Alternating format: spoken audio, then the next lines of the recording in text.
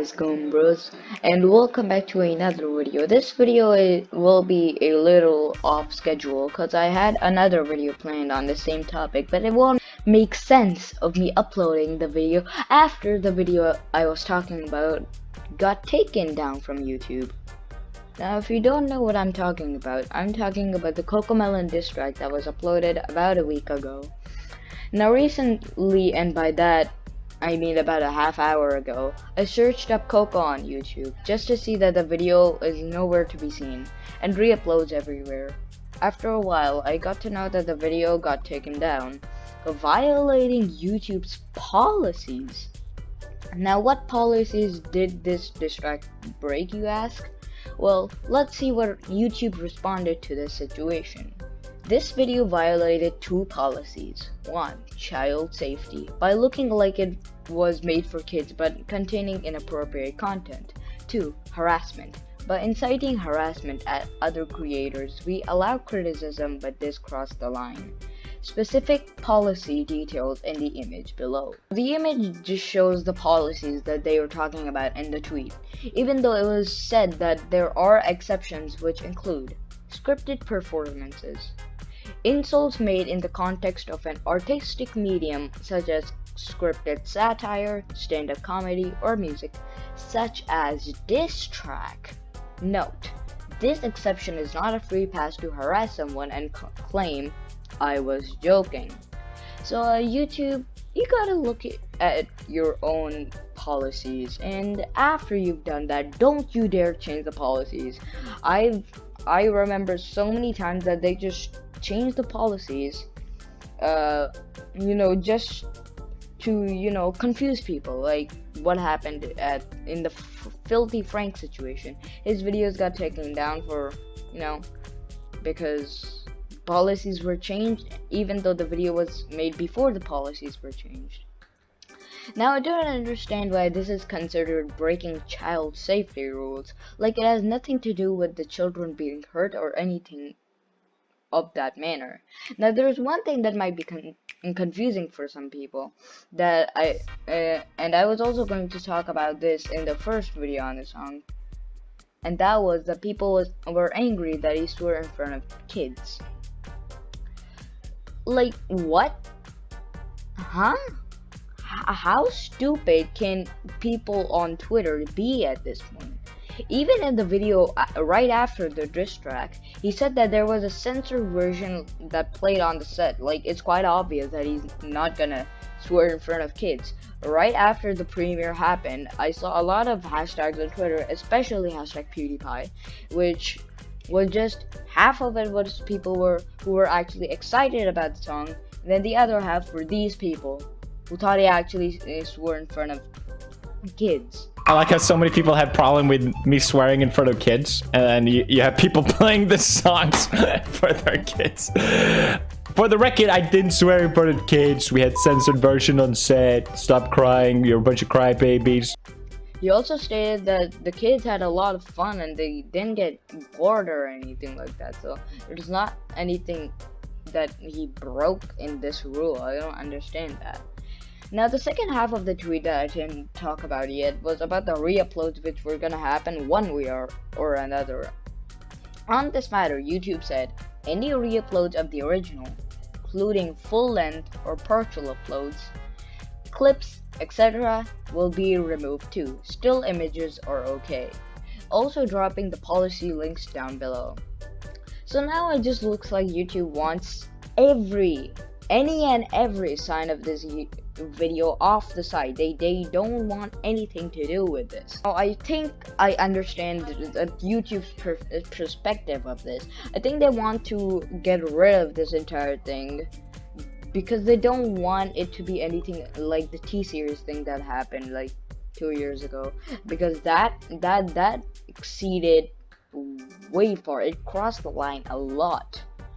So I think YouTube didn't want that, but the thing is that like 1 to 2 days before the video was actually taken down, Pewds actually commented saying that No, this was the end. It was just a fun little gig that he found that was funny, and the entire war was over. But I just wanted to make it clear before I start this video by saying that, I saw this as the finale. I saw this as, ending the meme. We've been doing the Coco style intros and all that stuff, which has been really fun, but, I'm not gonna continue with it because number one, it would just not be funny. And number two, I don't actually care about Cocomelon. Like, if anyone ever passes me in the future, I'm not gonna make a whole spiel out of it. It was fun for what it was. And number three, I don't want it to get out of control like it did last time. So just want to be clear, keep it civil, keep it fun, and yeah, that's it. if he didn't do that, then it would have been, understandable why YouTube did that. But, this does not make any sense. Like, he specifically said that the war was over. Why is YouTube stretching it more than it needs to be? And I kind of feel bad for the production crew and the people who really worked very hard on this to make this a diss track. Like, the video was first spoken of a while back, about a few months ago. So it wasn't like this is like a side project that Pew just thought that was fun to make. It didn't take like a week or so or anything. This took literal months. Now, there are things that bug me, such as if they had that much time, then why not actually take stuff that was actually bad? For example, the weird and inappropriate ads shown on YouTube. Why doesn't YouTube take care of those? Every time you try to contact them to do something about the ads, they just tell you to report them and nothing actually happens to the ad. And if you hate the rap music video thing that much, it will make sense if you took down stuff like WAP. Like, have you seen how messed up that song is? And while you're at it, fix the bot issue for God's sake, man. At this point, YouTube is just a lazy Discord mod that misuses their powers but never actually uses it for anything good. If they make a beef video, you're done, man. You're probably gonna get shadow banned off the site. I don't even think PewDiePie is gonna respond, seeing that he's trying his best to stay out of any controversy for the past like 1 to 2 years. Now, there are a few more things that I would like to say. So, Susan Wojcicki, the current CEO of YouTube from 2014.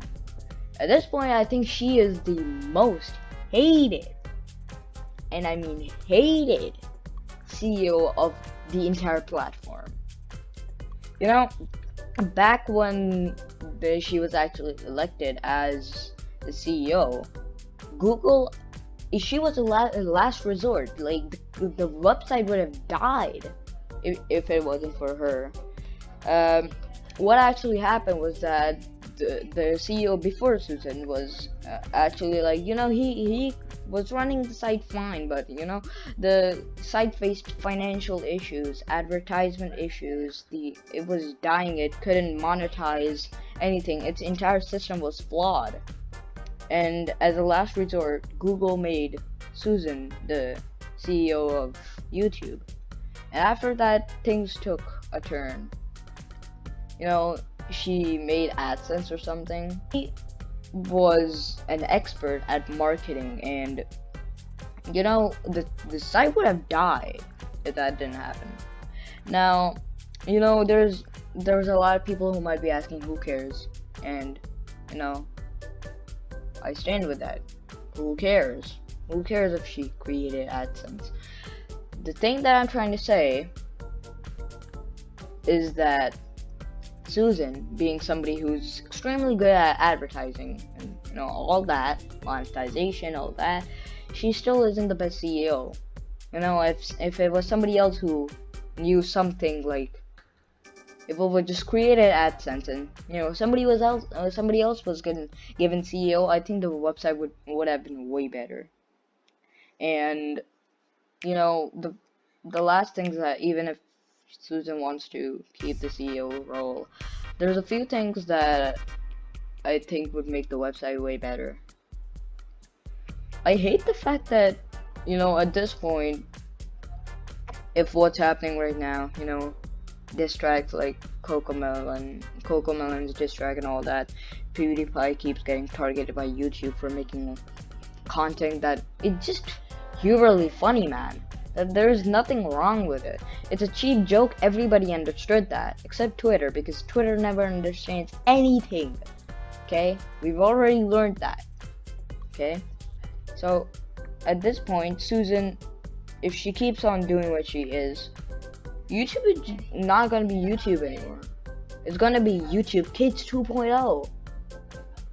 If YouTube team is scared that they're gonna get sued by parents because, you know, this entire oh, my kids looked at inappropriate content on the site, instead of making YouTube look like a kid's website at this point, advertise YouTube Kids to parents. The app is extremely popular, but a lot of parents still don't know about it. So, you know, there needs to be a lot of closure and a lot of popularity. It needs to get on the news. It needs to, you know, get to mainstream media. If this problem is going to be solved, there's only one way for it to be solved, and that is for YouTube Kids to come into this position. YouTube Kids was made for this. It was made for kids. It wasn't made for anything else. And it looks like that YouTube is just forgetting about that altogether. All this kids content like Cocomelon and all that could be just moved to YouTube Kids, and not even as like optional. I say it's literally demanding. I say it's obligatory. You cannot have anything for like 5-year-olds on YouTube. You can't have Elsa roleplay on YouTube. Get that off the site. No, educational videos, those can stay. Those like ABC videos, they can stay. But like stuff like rhymes like Twinkle Twinkle Little Star, all of Cocomelon dragged on back to where it came from, and that was YouTube Kids. Okay, there should not be any signs of kids on the website whatsoever. Under 5, you know, content for under 5 years of age or like a specific age should not be on YouTube. It's just not right. So yeah, that's my take on all of it. Anyways, hope you guys enjoyed. Consider subscribing because I make videos like this every day. And yeah, see you guys next time. Bye bye.